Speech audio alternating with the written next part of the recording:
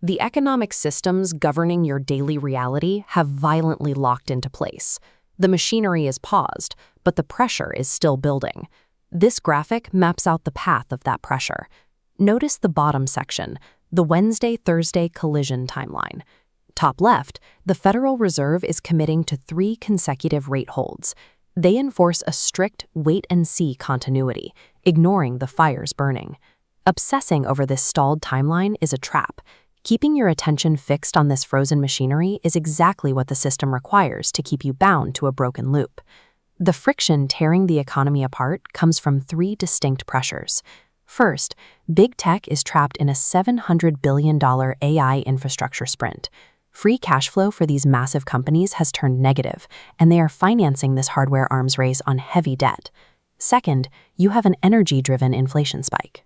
West Texas Intermediate crude surged past $100 a barrel following stalled geopolitical negotiations.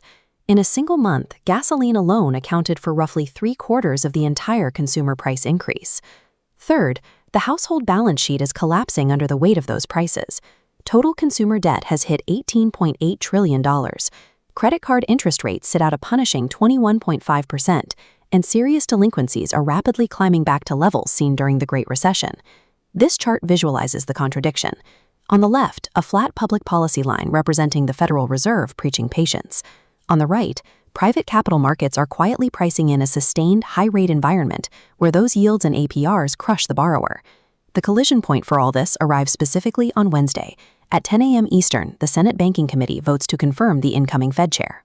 By 2:30 that afternoon, the outgoing Fed chair conducts his final press conference. He will make his exit statements under the active, reversible threat of a suspended Department of Justice investigation. These 3 immense, interacting pressures are structurally unresolvable by any current institution. Attempting to calculate your financial survival within this matrix is a mathematical dead end. That Wednesday-Thursday collision will happen. The votes will be cast, the press conferences will be held, and the public rates will remain frozen. You must disconnect from the outcome. Drop your anxiety regarding the timeline. You must cut the psychological tie chaining you to the macroeconomic news cycle. True sovereignty over your material circumstance is impossible until you abandon the belief that you are bound by their schedule. Evict the noise. Scrub the inflation reports, the interest rates, the corporate capital expenditures, and the government mandates from your mind. Empty the room. Introduce the substitute, infinite intelligence. It is an unbroken continuity that operates outside of human economic friction. The absolute knows no lack. It experiences no capital concentration and remains entirely unbothered by the concept of household debt. By choosing to dwell strictly in this unbothered metaphysical space, you render the chaos of that 48-hour institutional trap irrelevant to your personal reality. The material economy is built entirely on contradictory gaps, the space between wage growth and price spikes, or between public posturing and private capital positioning. The logic of infinite intelligence is unified.